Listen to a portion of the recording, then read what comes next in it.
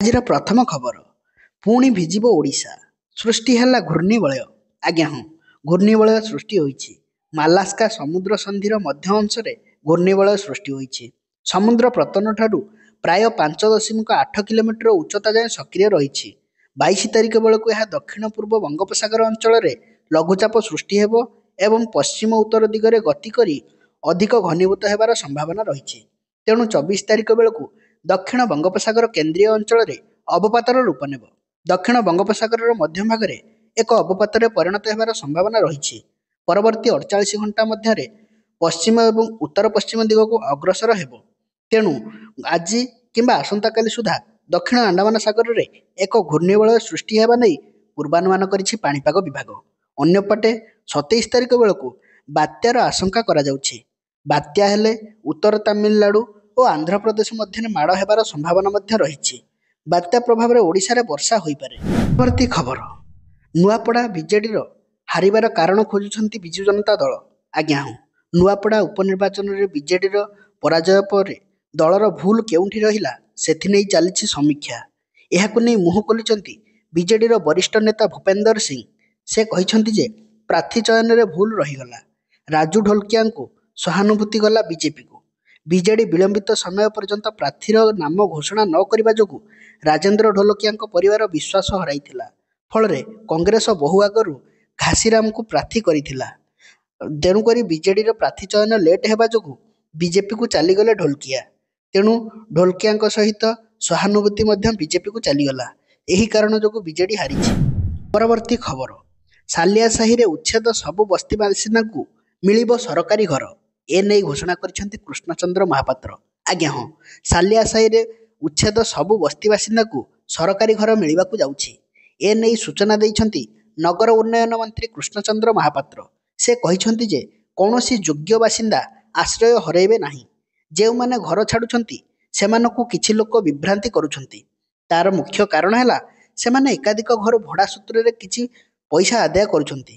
ସେମାନଙ୍କର ଘର କାଳେ ଭାଙ୍ଗିଗଲେ ସେମାନେ ପଇସା ଆଦାୟ କରିପାରିବେ ନାହିଁ। ଅନ୍ୟପଟେ ରାସ୍ତାର ପ୍ରଶସ୍ତୀକରଣ ପାଇଁ ସାଲିଆସାହି ବସ୍ତିକୁ ଉଚ୍ଛେଦ ପ୍ରକ୍ରିୟା ଜାରି ରହିଛି। ରାଜଧାନୀର ସବୁଠାରୁ ବଡ଼ ବସ୍ତି ହେଉଛି ସାଲିଆସାହି। ଉଚ୍ଛେଦ ଚାଲିଛି, ଏହାକୁ ଉଚ୍ଛେଦ କରୁଛି ବିଏମ୍ସି। ସାଲିଆସାହିରେ 517ଟି ଘରକୁ ଆସନ୍ତା 7 ଦିନ ମଧ୍ୟରେ ଭାଙ୍ଗିବାକୁ ବିଏମ୍ସିର ଟାର୍ଗେଟ ରଖାଯାଇଛି ଏବଂ ଯେଉଁମାନେ ଯୋଗ୍ୟ ବାସିନ୍ଦା ସେମାନଙ୍କୁ ସରକାରୀ ଘର ଯୋଗାଇ ଦିଆଯିବ। ପରବର୍ତ୍ତୀ ଖବର, ପିଲାଙ୍କୁ ସ୍କୁଲ ୟୁନିଫର୍ମ ଦେବାରେ ବିଳମ୍ବ ହେଉଛି ଏସ୍ଏସ୍ସି ଗ୍ରୁପ ପାଇଁ। ଆଜ୍ଞା ହଁ, ଛାତ୍ରଛାତ୍ରୀମାନଙ୍କୁ ୟୁନିଫର୍ମ ଦେବାରେ ବିଳମ୍ବ ହେବା ନେଇ ଉଦ୍ବେଗ ପ୍ରକାଶ କରିଛନ୍ତି ଗଣଶିକ୍ଷା ମନ୍ତ୍ରୀ। ଏହାକୁ ନେଇ ବିଭାଗୀୟ ଅଧିକାରୀଙ୍କ ସହିତ ଆଲୋଚନା ମଧ୍ୟ କରିଛନ୍ତି ମନ୍ତ୍ରୀ ନିତ୍ୟାନନ୍ଦ ଗଣ୍ଡ। ତୃଣମୂଳ ସ୍ତରରୁ ତୁରନ୍ତ ଛାତ୍ରଛାତ୍ରୀମାନଙ୍କୁ ଡ୍ରେସ୍ ଦେବାକୁ କଡ଼ା ନିର୍ଦ୍ଦେଶ ଦେଇଛନ୍ତି ସ୍କୁଲ ଏବଂ ଗଣଶିକ୍ଷା ବିଭାଗଙ୍କ ସଚିବ। ରାଜ୍ୟର କିଛି ସ୍ଥାନରେ ଛାତ୍ରଛାତ୍ରୀମାନେ ସ୍କୁଲ ପୋଷାକ ଯୋଗାଇବାରେ ବିଳମ୍ବ ନେଇ ଚିନ୍ତା ପ୍ରକାଶ କରିଛି ବିଭାଗ। ଓଡ଼ିଶା ସ୍କୁଲ ଏବଂ ଗଣଶିକ୍ଷା ମନ୍ତ୍ରୀ ନିତ୍ୟାନନ୍ଦ ଗଣ୍ଡ ଗୁରୁବାର ଦିନ ବିଭାଗୀୟ ଅଧିକାରୀମାନଙ୍କ ସହିତ ଏକ ସମୀକ୍ଷା ବୈଠକ କରିଛନ୍ତି ଏବଂ ନିର୍ଦ୍ଧାରିତ ସମୟ ପୂରଣ କରିବାରେ ବିଫଳ ହୋଇଥିବା ସ୍ୱୟଂ ସହାୟକା ଗୋଷ୍ଠୀ ବିରୋଧରେ କାର୍ଯ୍ୟାନୁଷ୍ଠାନ ନେବାକୁ ମଧ୍ୟ ନିଷ୍ପତ୍ତି ନେଇଛନ୍ତି।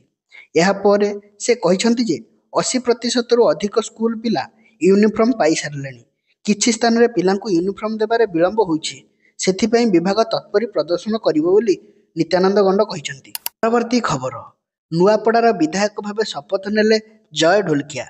ଆଜ୍ଞା ହଁ, ନୂଆପଡ଼ାର ବିଧାୟକ ଭାବେ ଶପଥ ନେଇଛନ୍ତି ଜୟ ଢୋଲକିଆ। ବିଧାନସଭାରେ ବାଚସ୍ପତିଙ୍କ କୋଠରୀରେ ବାଚସ୍ପତି ସୁରମା ପାଢ଼ୀଙ୍କୁ ଶପଥ ଗ୍ରହଣ କରାଇଛନ୍ତି ଜୟ ଢୋଲକିଆଙ୍କୁ। ମା ଏବଂ ପତ୍ନୀଙ୍କ ସହିତ ଆସି ନୂଆ ବିଧାୟକ ଭାବେ ଶପଥ ନେଇଛନ୍ତି ଜୟ ଢୋଲକିଆ। ନିର୍ବାଚନ ଜିତିବା ପରେ ଜୟ ପ୍ରଥମ ଥର ପାଇଁ ବିଧାନସଭାରେ ପାଦ ଥାପିଛନ୍ତି।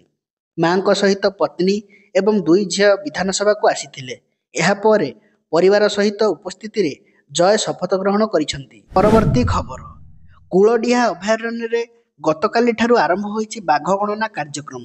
ଆଜ୍ଞା ହଁ, ବାଲେଶ୍ୱର ଜିଲ୍ଲା କୂଳଡିହା ଅଭୟାରଣ୍ୟରେ ଗତକାଲି ଅଥବା ଗୁରୁବାର ଠାରୁ ବାଘ ଗଣନା କାର୍ଯ୍ୟକ୍ରମ ଆରମ୍ଭ ହୋଇଯାଇଛି। ବାଘ ଗଣନା ପାଇଁ 17ଟି ଟିମ୍ରେ 70ରୁ ଉର୍ଦ୍ଧ୍ୱ ବନ କର୍ମଚାରୀମାନେ ନିୟୋଜିତ ଅଛନ୍ତି। 7 ଦିନ ଧରି କୂଳଡିହାରେ ବାଘ ଗଣନା କାର୍ଯ୍ୟକ୍ରମ ଜାରି ରହିବ ବୋଲି ବନ ବିଭାଗ ପକ୍ଷରୁ କୁହାଯାଇଛି।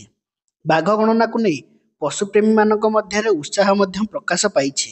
ଗତକାଲି ବନ ବିଭାଗ ଟିମ୍ କୂଳଡିହା ଅଭୟାରଣ୍ୟ ଚାରିପଟେ ଘଞ୍ଚ ଜଙ୍ଗଲ ଭିତରକୁ ପଶିଛନ୍ତି। ପୂର୍ବରୁ ବାଘ ଗଣନା ପାଇଁ ପ୍ଲାଷ୍ଟର ପ୍ୟାରିସ୍ ବ୍ୟବହାର କରାଯାଉଥିଲା। ଚଳିତ ବର୍ଷ ଟ୍ରାପ୍ କ୍ୟାମେରା ମଧ୍ୟ ବାଘକୁ ଚିହ୍ନଟ କରିବ। 17ଟି ସ୍ଥାନରେ ଟ୍ରାପ୍ କ୍ୟାମେରା ଲାଗିବାର ବ୍ୟବସ୍ଥା ମଧ୍ୟ କରାଯାଇଛି। ପରବର୍ତ୍ତୀ ଖବର, ଶିଳ୍ପପତି ଅନିଲ ଅମ୍ବାନୀଙ୍କୁ ବଡ଼ ଝଟକା। ଆଜ୍ଞା ହଁ, ଶିଳ୍ପପତି ଅନିଲ ଅମ୍ବାନୀଙ୍କୁ ଲାଗିଛି ଇଡିର ବଡ଼ ଝଟକା। ଲୋନ୍ ଠକେଇ ଏବଂ ମନି ଲଣ୍ଡରିଂ ମାମଲାରେ ସମ୍ପତ୍ତି ଆଟାଚ୍ କରିଛି ଇଡି। ଭୁବନେଶ୍ୱର, ମନି ମୁମ୍ବାଇ ଏବଂ ଚେନ୍ନାଇ, ପୁନେରେ ଥିବା ସମ୍ପତ୍ତି ଅଟାଚ୍ କରିଛି ଇଡି। ଏହି ସମସ୍ତ ଜାଗାରେ ଥିବା 1452 କୋଟିରୁ ଅଧିକ ଟଙ୍କାର ସମ୍ପତ୍ତି ଆଟାଚ୍ କରିଛି ଇଡି। ଲୋନ୍ ନେଇ ଠକେଇ ଏବଂ ମନି ଲଣ୍ଡରିଂ ମାମଲାରେ ଅନିଲ ଏବଂ ତାଙ୍କ ଗ୍ରୁପ୍ ଅଫ୍ କମ୍ପାନୀ ବିରୋଧରେ ମାମଲା ରୁଜୁ କରି ତଦନ୍ତ କରୁଛି ପ୍ରବର୍ତ୍ତନାଳୟ ନିର୍ଦ୍ଦେଶାଳୟ। ବର୍ତ୍ତମାନ ସୁଦ୍ଧା ଇଡି 9,000 କୋଟି ଟଙ୍କା ସମ୍ପତ୍ତିକୁ ଆଟାଚ୍ କରିଥିବାର ସୂଚନା ମିଳିଛି।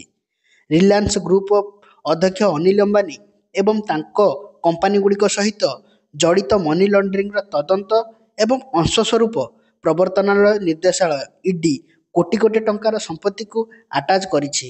ଅନିଲ ଅମ୍ବାନୀ ଏବଂ ଦେଶର ବିଭିନ୍ନ ସ୍ଥାନରେ ଥିବା ସମ୍ପତ୍ତି ପାଇଁ ମନି ଲଣ୍ଡରିଂ ନିରାକରଣ ଆଇନ ଅଧୀନରେ ସଦ୍ୟତମ ଆଶାୟୀ ଆଟାଚମେଣ୍ଟ ଆଦେଶ ଜାରି କରିଛି ଇଡି। ପରବର୍ତ୍ତୀ ଖବର, 10ମ ଥର ଲାଗି ମୁଖ୍ୟମନ୍ତ୍ରୀର ଶପଥ ନେଲେ ନୀତିଶ କୁମାର। ଆଜ୍ଞା ହଁ, ବିହାରରେ ଗତକାଲି ପୁଣି ନୀତିଶ ଯୁଗ ଆରମ୍ଭ ହୋଇଛି। 10ମ ଥର ଲାଗି ମୁଖ୍ୟମନ୍ତ୍ରୀ ହୋଇଛନ୍ତି ଜନତା ଦଳ ବା ୟୁନାଇଟେଡ୍ ନେତା ନୀତିଶ କୁମାର। ଗୁରୁବାର ଦିନ ପାଟନାସ୍ଥିତ ଗାନ୍ଧୀ ମଇଦାନରେ ଆୟୋଜିତ ଭବ୍ୟ ସମାରୋହରେ ନୀତିଶ କୁମାର ଶପଥ ଗ୍ରହଣ କରିଛନ୍ତି। ପଦ ଏବଂ ଗୋପନୀୟତାର ଶପଥପାଠ କରାଇଛନ୍ତି ରାଜ୍ୟପାଳ। ବିଧାନସଭା ନିର୍ବାଚନରେ ଏନ୍ଡିଏ ନିର୍ଣ୍ଣାୟକ ଜନତା ଦଳ ସହିତ ଜନାଦେଶ ସହିତ ବିଜୟୀ ହେବାର ଆଜି ଜେଡିୟୁ ମୁଖ୍ୟ ନୀତିଶ କୁମାର ପାଟନାର ଐତିହାସିକ ଗାନ୍ଧୀ ମଇଦାନରେ ରେକର୍ଡ 10ମ ଥର ପାଇଁ ବିହାରର ମୁଖ୍ୟମନ୍ତ୍ରୀ ଭାବେ ଶପଥ ଗ୍ରହଣ କରିଛନ୍ତି। ଏହି ସମାରୋହରେ ପ୍ରଧାନମନ୍ତ୍ରୀ ନରେନ୍ଦ୍ର ମୋଦି, କେନ୍ଦ୍ର ଗୃହମନ୍ତ୍ରୀ ଅମିତ ଶାହା, ବିଜେପି ରାଷ୍ଟ୍ରୀୟ ଉପାଧ୍ୟକ୍ଷ ଜେପି ନଡ୍ଡା ଏବଂ ଏନ୍ଡିଏର ପ୍ରମୁଖ ନେତାମାନେ ଉପସ୍ଥିତ ଥିଲେ। ଏହା ସହିତ ବିଜେପି ଶାସିତ ରାଜ୍ୟର ମୁଖ୍ୟମନ୍ତ୍ରୀ ଏବଂ ଉପମୁଖ୍ୟମନ୍ତ୍ରୀମାନେ ମଧ୍ୟ ସେଠାରେ ଉପସ୍ଥିତ ଥିଲେ। ପରବର୍ତ୍ତୀ ଖବର, କୋର୍ଟ ରାଜ୍ୟପାଳଙ୍କ ଭୂମିକାକୁ ଓଭରଟେକ୍ କରିପାରିବ ନାହିଁ, ଏଭଳି କିଛି ରାୟ ଦେଇଛନ୍ତି ସୁପ୍ରିମକୋର୍ଟ। ଆଜ୍ଞା ହଁ, ରାଷ୍ଟ୍ରପତି ଏବଂ ରାଜ୍ୟପାଳମାନଙ୍କର ବିଧେୟକ ମଞ୍ଜୁରୀ ପାଇଁ ସମୟସୀମା ସ୍ଥିର ହେବା ପ୍ରସଙ୍ଗରେ ଦୀର୍ଘ ଶୁଣାଣି ପରେ ଗତକାଲି ସୁପ୍ରିମକୋର୍ଟ ଏକ ବଡ଼ ରାୟ ପ୍ରକାଶ କରିଛନ୍ତି। ସୁପ୍ରିମକୋର୍ଟର ମୁଖ୍ୟ ବିଚାରପତି ଅଧ୍ୟକ୍ଷରେ ଗଠିତ 5 ଜଣିଆ ସମ୍ବିଧାନ ଖଣ୍ଡପୀଠ ଏହି ରାଜ୍ୟପାଳ ଭୂମିକାକୁ ଅଣଦେଖା କରିପାରିବେ ନାହିଁ ବୋଲି ଏପରି ରାୟ ପ୍ରକାଶ କରିଛନ୍ତି। ଗତକାଲି ସିଜେଆଇ କହିଛନ୍ତି ଯେ ରାଷ୍ଟ୍ରପତିଙ୍କର ସନ୍ଦର୍ଭ ପକ୍ଷରେ କେନ୍ଦ୍ର ଏବଂ ରାଜ୍ୟ ସରକାରଙ୍କର ଉପସ୍ଥିତ ଥିବା ନିଯୁକ୍ତି ସୁପ୍ରିମକୋର୍ଟର ନିଷ୍ପତ୍ତି ଉଲ୍ଲେଖ କରାଯାଇଛି। ସୁପ୍ରିମକୋର୍ଟରେ ରାୟ ଦେଇ ସେ କହିଛନ୍ତି ଯେ ରାଜ୍ୟପାଳଙ୍କ ଭୂମିକାକୁ ଅଣଦେଖା କରିପାରିବ ନାହିଁ ସୁପ୍ରିମକୋର୍ଟ। ଧାରା 200 ଅନୁଯାୟୀ ରାଜ୍ୟପାଳ ଏକ ବିଲ୍ ପ୍ରତି ତାଙ୍କର ସମ୍ମତି ଦେଇପାରିବେ କିମ୍ବା ବିଲ୍କୁ ସ୍ଥଗିତ ରଖିପାରିବେ ଏବଂ ବିଲ୍କୁ ଫେରାଇ ମଧ୍ୟ ପାରିବେ କିମ୍ବା ବିଲ୍କୁ ରାଷ୍ଟ୍ରପତିଙ୍କ ନିକଟକୁ ପଠାଇ ପାରିବେ। ଧାରା 200 ଅନୁଯାୟୀ ରାଜ୍ୟପାଳଙ୍କ ପାଖରେ କୌଣସି ଅନ୍ୟ ବିକଳ୍ପ ନାହିଁ।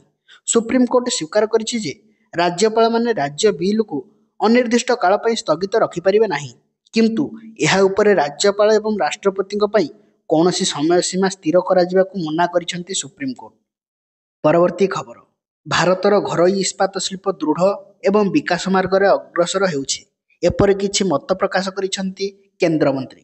ଆଜ୍ଞା ହଁ, ଭାରତର ଇସ୍ପାତ କ୍ଷେତ୍ରରେ ଭବିଷ୍ୟତର ପ୍ରଗତି ନିମନ୍ତେ ଗହନ ବିଚାର କରିବା ଉଦ୍ଦେଶ୍ୟରେ ଗତକାଲିଠାରୁ ଭୁବନେଶ୍ୱରରେ 2 ଦିନିଆ ଚିନ୍ତନ ଶିବିର ଅନୁଷ୍ଠିତ ହୋଇଛି। କେନ୍ଦ୍ର ଇସ୍ପାତ ମନ୍ତ୍ରୀ ଏଚ୍.ଡି. କୁମାରସ୍ୱାମୀ ଏହି କାର୍ଯ୍ୟକ୍ରମକୁ ଉଦ୍ଘାଟନ କରିଛନ୍ତି। ଏଚ୍.ଡି. କୁମାରସ୍ୱାମୀ ତାଙ୍କ ଅଭିଭାଷଣରେ ପ୍ରଧାନମନ୍ତ୍ରୀ ନରେନ୍ଦ୍ର ମୋଦିଙ୍କୁ ଏବଂ ତାଙ୍କ ରଣନୀତିକୁ ନେତୃତ୍ୱକୁ ଲାଗି ବକ୍ତୃତା ବ୍ୟକ୍ତ କରିବା ସହିତ ଧନ୍ୟବାଦ ମଧ୍ୟ ଜ୍ଞାପନ କରିଛନ୍ତି। ପ୍ରଧାନମନ୍ତ୍ରୀଙ୍କର ମାର୍ଗଦର୍ଶନରେ ଭାରତର ଘରୋଇ ଇସ୍ପାତ ଶିଳ୍ପ ଦୃଢ଼ତା ଏବଂ ବିକାଶ ମାର୍ଗରେ ଅଗ୍ରସର ହେଉଛି। ସେ ଏକ ରାଷ୍ଟ୍ର ନିର୍ମାଣରେ ଇସ୍ପାତ କ୍ଷେତ୍ରରେ ଗୁରୁତ୍ୱପୂର୍ଣ୍ଣ ଭୂମିକା ଅବତାରଣ କରିବେ ଏବଂ କ୍ଷମତାକୁ ସୁଦୃଢ଼ କରିବା ଲାଗି ସରକାରଙ୍କର ପ୍ରତିବଦ୍ଧତାକୁ ଦୋହରାଇଛନ୍ତି ଏବଂ ମୋଦିଙ୍କୁ ପ୍ରଶଂସା ମଧ୍ୟ କରିଛନ୍ତି। ପରବର୍ତ୍ତୀ ଖବର, ନେପାଳରେ ପୁଣି ହିଂସା। ଆଜ୍ଞା ହଁ, ନେପାଳରେ ପୁଣି ହିଂସା ଜାରି ରହିଛି। କିଛି ମାସ ତଳେ ଜେନ୍-ଜି ଆନ୍ଦୋଳନ ପାଇଁ ଅନେକ ମୃତାହତ ହୋଇଥିବା ବେଳେ ଏବେ ପୁଣି ନେପାଳରେ ହିଂସା ଆରମ୍ଭ ହୋଇଯାଇଛି। ବାରା ଜିଲ୍ଲାରେ ହିଂସା କରୁଥିବା ବେଳେ ଏଥିପାଇଁ କର୍ଫ୍ୟୁ ମଧ୍ୟ ଲଗାଯାଇଛି। ଜେନ୍-ଜି ପ୍ରତିବାଦକାରୀମାନେ ବହିଷ୍କୃତ ପ୍ରଧାନମନ୍ତ୍ରୀ କେପି ଶର୍ମା ଓଲିଙ୍କ ନେତୃତ୍ୱରେ ନେପାଳର କମ୍ୟୁନିଷ୍ଟ ପାର୍ଟିଙ୍କର କର୍ମୀଙ୍କ ମଧ୍ୟରେ ପୁଣି ଥରେ ସଂଘର୍ଷ ହେବା ପରେ କର୍ଫ୍ୟୁ ଲଗାଯାଇଛି। ଫଳରେ ନେପାଳରେ ପୁଣି ହିଂସା ଆରମ୍ଭ ହୋଇଯାଇଛି। ପରବର୍ତ୍ତୀ ଖବର, କୋଣାର୍କ ସୂର୍ଯ୍ୟ ମନ୍ଦିର ବୁଲିଲେ କୁମାରସ୍ୱାମୀ। ଆଜ୍ଞା ହଁ, କେନ୍ଦ୍ର ଇସ୍ପାତ ମନ୍ତ୍ରୀ ଏଚ୍.ଡି. କୁମାରସ୍ୱାମୀ ସପତ୍ନୀଙ୍କ ସହିତ ଓଡ଼ିଶାରେ ଥିବା କୋଣାର୍କ ସୂର୍ଯ୍ୟ ମନ୍ଦିର ପରିଦର୍ଶନ କରିଛନ୍ତି। ଏହାର ସୂକ୍ଷ୍ମ କାରୁକାର୍ଯ୍ୟ ଏବଂ ସ୍ଥାପତ୍ୟ ଦେଖି ଆଶ୍ଚର୍ଯ୍ୟ ମଧ୍ୟ ହୋଇଛନ୍ତି। ମନ୍ଦିର ପରିସରରେ 1 ଘଣ୍ଟା ମଧ୍ୟ ବିତାଇଛନ୍ତି। ପତ୍ନୀଙ୍କ ସହିତ କୁମାରସ୍ୱାମୀ ପ୍ରାୟ 1 ଘଣ୍ଟା ବିତାଇ ତ୍ରୟୋଦଶ ଶତାବ୍ଦୀରେ ମନ୍ଦିର ଏବଂ ୟୁନେସ୍କୋ ବିଶ୍ୱ ଐତିହାସିକ ସ୍ଥଳ ଅନୁସନ୍ଧାନ କରିଥିଲେ। ଏଠିରେ ଲାଇସେନ୍ସ ପ୍ରାପ୍ତ ଗାଇଡ୍ ବିଶ୍ୱେଶ୍ୱର ଦାସଙ୍କର ମାର୍ଗଦର୍ଶିକାରେ ମନ୍ତ୍ରୀ ମନ୍ଦିର ଇତିହାସ ଏବଂ ମନ୍ଦିର ବିଷୟରେ ଥିବା ସମସ୍ତ ତଥ୍ୟ ଜାଣିଥିଲେ। ସେ ସ୍ଥାନରେ ଥିବା ସଂଗ୍ରହାଳୟ ମଧ୍ୟ ପରିଦର୍ଶନ କରିଥିଲେ। ଏହାପରେ ଫେରି ଯାଇଥିଲେ। ପରବର୍ତ୍ତୀ ଖବର, ରାଷ୍ଟ୍ରପତି ଦ୍ରୌପଦୀ ମୁର୍ମୁ ଗତକାଲି ଝାରସୁଗୁଡ଼ା ବିମାନ ବନ୍ଦରରେ ପହଞ୍ଚିଥିଲେ। ଆଜ୍ଞା ହଁ, ଶ୍ରୀମତୀ ମୁର୍ମୁଙ୍କର ବାୟୁସେନାର ସ୍ୱତନ୍ତ୍ର ବିମାନରେ ଝାରସୁଗୁଡ଼ା ବିମାନ ବନ୍ଦରରେ ଅବତରଣ କରିବା ପରେ ରାଜ୍ୟ ସରକାର, ଜିଲ୍ଲା ପ୍ରଶାସନ ପକ୍ଷରୁ ତାଙ୍କୁ ଭବ୍ୟ ସ୍ୱାଗତ ପ୍ରଦାନ କରାଯାଇଥିଲା। ରାଷ୍ଟ୍ରପତିଙ୍କୁ ରାଜସ୍ୱ ମନ୍ତ୍ରୀ ଭବ୍ୟ ସ୍ୱାଗତ ପ୍ରଦାନ କରିଥିଲେ। ରାଜସ୍ୱ ମନ୍ତ୍ରୀ ସୁରେଶ ପୂଜାରୀ, ବିଧାୟକ ଟଙ୍କଧର ତ୍ରିପାଠୀ, ଏସ୍ଡିଜି ସନ୍ତୋଷ ବାର୍ଲା, ଜିଲ୍ଲାପାଳ କୁନାଲ ମୈତିରାମ ଚୌହାନ, ଏସ୍ପିଜି ଆର୍ ରାଘବେନ୍ଦ୍ର ପ୍ରମୁଖ ରାଷ୍ଟ୍ରପତିଙ୍କୁ ସ୍ୱାଗତ କରିଥିଲେ।